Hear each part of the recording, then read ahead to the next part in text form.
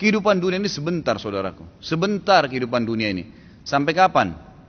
Demi Allah saudaraku. Kita ini membutuhkan sekarang, laki-laki di sini yang hadir, yang mendengarkan suara saya dan ini mengikuti ceramah kita. Kita membutuhkan sekarang orang-orang mukmin yang imannya iman baja. Bukan iman kerupuk. Yang kita butuh ini sekarang ikhwas sekalian dan akhwat di belakang sana yang mendengarkan saya dan mendengarkan ceramah ini. Kita butuh iman-iman baja yang kalau malam bangun dari ranjang lawan syaitan untuk sholat tahajud, bukan tidur terus menerus. Kita membutuhkan iman baja ikhwas sekalian dan akhwat sekalian yang pada saat azan ke masjid, sholat, apapun tantangannya. Pada saat musibah datang bersabar mereka. Pada saat jihad dikumandangkan mereka berjihad di jalan Allah Subhanahu wa taala. Memang hidupnya untuk Allah Subhanahu wa taala. Kita butuh iman yang seperti ini. Ya memang baja apa yang Allah perintahkan, apapun tintangannya, halangannya kita lakukan. Enggak peduli dengan dunia ini, apapun orang mau katakan. Akhwat kita di belakang sana, kami butuh sebagai laki-laki seorang ibu seperti Nusaybah binti Ka'ab, sahabiat yang luar biasa. Pada saat jihad dikumandangkan, Nusaybah binti Ka'ab membangunkan suaminya tengah malam mengatakan, wahai suamiku besok jihad, ikutlah. Dibangunkan anak laki-lakinya 5 orang, semua dikatakan anak-anakku bangunlah, besok jihad, ibu pun akan ikut. Semuanya satu keluarga pergi jihad. Ini yang namanya mukminah, imannya baja. Bukan suaminya mau bangun sholat malam, sebentar mas, jangan bangun dulu. Malah kempes, dikempesin. Suaminya mau poligami, jangan, saya cemburu. Hukum Allah Subhanahu wa taala. Kita butuh wanita mukminah seperti Aisyah radhiyallahu anha. Waktu Nabi SAW menikah dengan Zainab, disambut oleh Aisyah dengan senyum karena dia tahu ini hukum Allah, gitu kan? Masalahnya imannya iman baja, bukan iman kerupuk yang diketuk langsung pecah. Nah ini yang membuat umat Islam lemah karena iman kita kendor, kempes, tidak ada apa-apa. Sedikit godaan syaitan, dibising sedikit langsung kendor. Pakai jilbab besar kemudian digoda sama temannya sedikit saja, oh kamu alim ya, ditinggalkan jilbabnya. Subhanallah. Kita butuh orang-orang mukmin dan mukminah yang hadir di majelis ilmu dengan iman baja. Memang mau mempelajari hukum Allah SWT halal haram. Seperti ini anda hadir ini iman baja namanya. Hadir di majelis ilmu sebagaimana orang-orang fasik mau berapa jam dari malam sampai subuh di diskotik tidak rasa capek tuh. Kemarin ada ikhwah bilang sama saya, Ustaz antum gak capek dari pagi sampai malam ceramah? Saya bilang ya akhi, orang di diskotik dari malam habis isya pulang kantor, duduk nyanyi sampai kupingnya itu gendang kupingnya mungkin bisa pecah, musik dengan besar sampai subuh, minum khamr, mabuk, dia gak rasa capek tuh. Merasa oh saya tadi malam terhibur. Kenapa kita sebagai orang yang beriman tidak mengatakan saya terhibur dengan majelis ilmu? Saya terhibur dengan bertemu dengan para ulama, dengan sholat malam, dengan membela agama Allah Subhanahu wa taala. Ini yang dibutuhkan, gitu kan? Kita butuh seorang muslimah, saudari kita yang seperti Rumaisah radhiyallahu anha, yang pada saat suaminya sedih, dia menghiburnya, anaknya mati. Suaminya sangat sayang dengan anak laki-lakinya.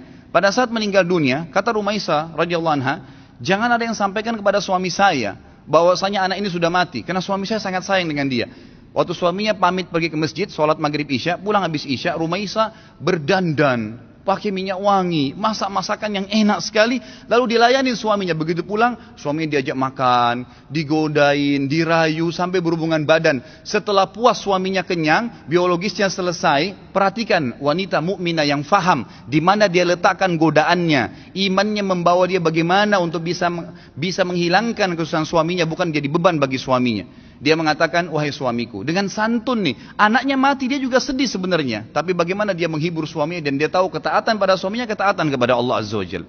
Apa yang dia bilang? Wahai suamiku, bagaimana pendapat anda kalau seandainya tetangga pernah pinjamin sesuatu, lalu saja tetangga memintanya, pemiliknya minta benda itu, apakah kita akan mengembalikan? Kata suaminya, tentu saja, itu hak orang. Kata Rumaisah dengan tenang, dengan sangat luar biasa kasih sayang sama suaminya, dia mengatakan, wahai suamiku, kalau begitu berharaplah pahala dari Allah, karena ya, Allah SWT yang menitipkan anak kita telah mengambilnya. Suaminya langsung marah mengatakan, kenapa kau tidak cerita dengan saya, wahai Rumaisah? Kau membiarkan saya memakan makanan, menikmatin tubuhmu, lalu kemudian kau memberitahukan setelah itu bahwasanya anak kita mati, gitu kan? Dengan sangat tenang. Lalu kata Rumaisah, itulah yang saya ingin lakukan untuk menghiburmu. Lalu kata suaminya, saya akan laporkan kepada Nabi SAW. Suaminya pergi ke Nabi SAW malam itu berkata, ya Rasulullah, begini yang terjadi.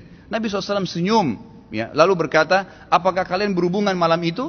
Kata keduanya, iya ya Rasulullah. Kata Nabi SAW, semoga Allah berkahi, betul hamil gara-gara hubungan malam itu. Dan tahun depannya lahir seorang anak mujahid dari kalangan sahabat yang hanya besar mati syahid di jalan Allah Subhanahu wa taala. Ini yang kita butuhkan, orang-orang yang punya iman, ikhwas sekalian. Sampai kapan kita mau berlalai-lalai, gitu kan? Sampai kapan kita mau berlemah-lemah? Malu dengan pakai busana muslim, subhanallah, gitu kan. Malu dengan simbol Islam, subhanallah. Enggak usah jadi muslim sekalian. Saya berapa kali nasihati ikhwah dan akhwat saya kalau ada yang bertanya, Ustaz, ada satu tetangga saya, ada saudara saya murtad. Bagaimana saran Anda? Saya bilang tinggalin dia. Islam enggak butuh dengan orang murtad, biarin dia murtad, masuk neraka sendiri. Kenapa kita harus bingung dengan satu orang murtad dan kita tinggalkan orang-orang tetangga kita muslim yang butuh bantuan makan, yang kalau diajak ke masjid mau sholat, itu yang kita dakwahin. Orang yang tidak mau iman tinggalin aja, gak usah diikutin, gitu kan? Ngapain kita berjalan di belakangnya merayu dia untuk supaya dia kembali ke dalam Islam? Gak usah. Doain mungkin, mendakwahin boleh, tapi gak usah kita sedih, ya kan gitu. Jadi kita harus menetapkan semua pada tempatnya masing-masing. Kita butuh figur Abu Bakar yang semua tegak dengan keyakinannya. Figur Umar yang memang syaitan lari dari dia. Tahu kenapa ikhwah sekalian syaitan lari dari Umar? Karena Umar betul-betul yakin semua yang Allah perintahkan benar, yang dilarang itu salah, ditinggalkan. Dan Umar bin Khattab semuanya dengan tegar, dengan iman baja yang dia lakukan. Malam bangun sholat, tidak ada ceritanya syaitan mau godain ditepis sama dia, nggak ada. Syaitan hanya habis akal. Bagaimana caranya goda orang seperti ini? Nggak bisa. Ya kan? Karena dia betul-betul memang itu ditinggalin. Dan itu hanya dengan iman, ikhwas sekalian. Ini hanya dengan iman. Sampai kapan kita mau terus-menerus membiarkan iman kita sehari begini dan sehari begitu? Sampai kapan antum mau mengatakan, dan perempuan di antun di belakang mengatakan, sampai kapan kita mau mengatakan, oh iya nanti, oh iya ya, sampai kapan oh iya ya ini? Sampai malaikat maut mencabut roh kita baru kemudian kita mau sadar? Subhanallah. Majelis ilmu seperti ini tujuan utama mengubah menjadi orang yang lebih baik. Kalau antum datang di sini dan tidak bisa mengubah, antum bisa rajin sholat malam, antum rajin menjaga hukum-hukum Allah SWT, meninggalkan yang haram, menikmati yang halal.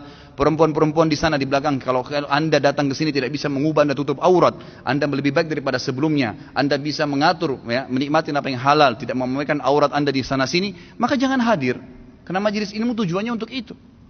Melahirkan orang-orang yang imannya iman tegar, iman baja, yang memang tidak mudah goyah, ikhwas sekalian. Kadang-kadang subhanallah baru diminta waktunya untuk sholat malam, kita nggak mau bangun sholat malam. Bagaimana kalau diminta ditumpahkan darah jalan Allah Subhanahu Wa Taala? Sudah sulit, kan gitu. Baru diminta infak saja, sudah beragam macam bisikan syaitan, kita sudah mengiyakan bisikan syaitan itu. Bagaimana kalau diminta infak jalan Allah Subhanahu Wa Taala? Mengorbankan seluruh harta, pakaian kita bahkan kalau perlu dijual untuk itu.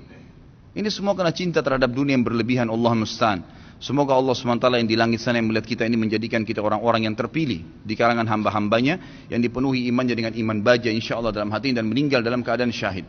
Ya Allah, saya meminta kepadamu atas namamu yang maha mulia agar engkau menjadikan aku secara khusus dengan keluargaku ya Allah semuanya mati syahid di jalan Allah dan semuanya memiliki iman-iman yang baja dari keturunan dan seluruh istri dan anak-anakku dan juga semua yang hadir di sini ya Allah, semoga engkau berikan apa yang terbaik dari hamba-hambamu. Jadi mudah-mudahan kita tidak termasuk orang-orang yang lemah dan orang-orang yang sama sekali meninggal dalam kondisi nanti menyesal, oh kenapa ya, oh seandainya ya, sudah nggak ada gunanya ikhwah. Sekarang saatnya berubah.